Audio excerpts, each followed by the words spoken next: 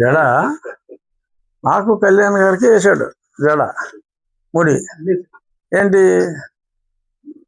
నాణాలు కోసి ఆయనకి కానుకగా పంపిస్తా అన్నాడు.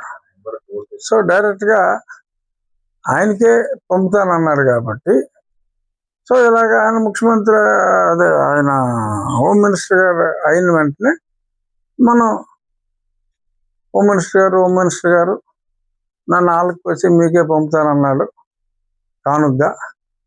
సో ఈ కంప్లైంట్ని మీరు చర్య తీసుకోవాలి అని చెప్పి, సో ఆయన ఎవరికైతే ఇవ్వాలనుకుంటున్నాడో సో వారికే నేను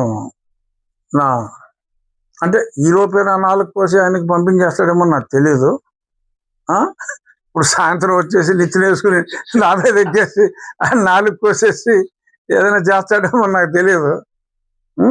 ఒకవేళ అప్పుడు దాకా ఆయన నిచ్చెన వేసుకొచ్చి ఆ 4 కోయకుండా ఉంటే డెఫినెట్గా నేను ఇలాగా, ఎందుకంటే ఇప్పుడు ఎవరో నా 4 టచ్ చేసినా ఆడే అన్నది అర్థమైపోతుంది కదా. ఇంకా దానికి అబ్బాయి నేను చేయలేదు ఎవడో చేశాడు అంటానికి కూడా లేదు. అందుచేత ఖచ్చితంగా ఈలోపు అయితే ఎలాగో ఆడుకోసాడని అర్థం అవుద్ది. కానప్పుడు ఈ రికార్డులన్నీ ఉన్నాయి కాబట్టి పవన్ కళ్యాణ్ గారి సమయం నేను తీసుకుని, ఎందుకంటే డిప్యూటీ స్పీకర్గా I can call any minister to my chamber, but నేను ఒక కంప్లైనెంట్గా నేనే ఆయన దగ్గరికి, కంప్లైనెంట్గా అయితే నేను పిలవడానికి లేదు. అంచేత నేను వెళ్ళి, అయ్యా ఈ రకంగా నా 4 కోసి మీకే పంపిస్తానన్నాడు, అంచేత నేను మీకే మొరపెట్టుకుందామని వచ్చాను, నా 4ని కాపాడండి అని చెప్పి ఇలా మీకు నా 4ని కానుకగా ఇద్దాం అనుకున్న వాడి మీద క్రిమినల్ చర్యలు తీసుకోవాలి అని చెప్పి నేను కోరుతాను. బట్ ఇందులో ఇప్పుడు న్యాయం జరగదా అని అంటే అప్పుడు ఫాస్ట్గా న్యాయం జరుగుతుంది అని నేను అనుకుంటున్నా. ఎందుకంటే ఇప్పుడు సునీల్ కుమార్ గారి మీద యాక్షన్ తీసుకోమని చెప్పి 2 ఏళ్ళు అయింది, ఇప్పుడు వచ్చి లేదు పెద్దగా. సో అలాగా ఏదో నెలలో తేలిపోద్ది కదా. ఆయన ఈ 3 పదవుల్లో ఈ 2 పదవుల్లోనే కంటిన్యూ అవుతారా, హోమ్ మినిస్టర్ అవుతారా అన్నది చూద్దాం. అవునప్పుడు ఏం చేయాలో అందాక నా 4ని శ్రవణ్ కుమార్ బారి నుంచి ఎలా కాపాడుకోవాలి.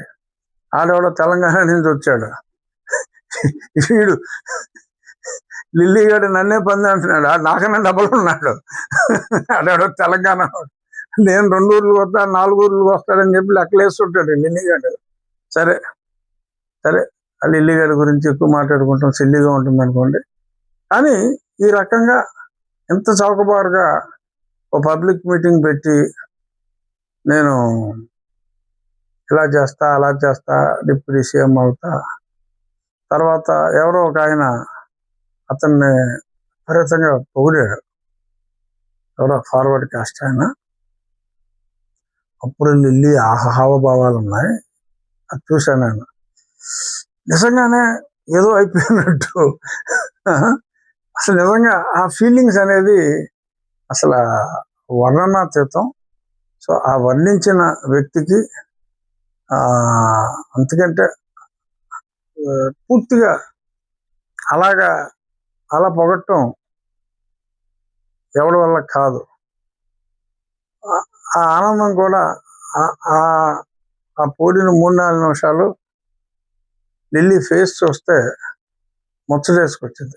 మీరు కావాలంటే మళ్ళీ చూడొచ్చు.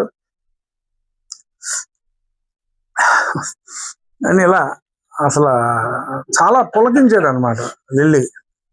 సో సరే అలాగే పులకించమ్మా,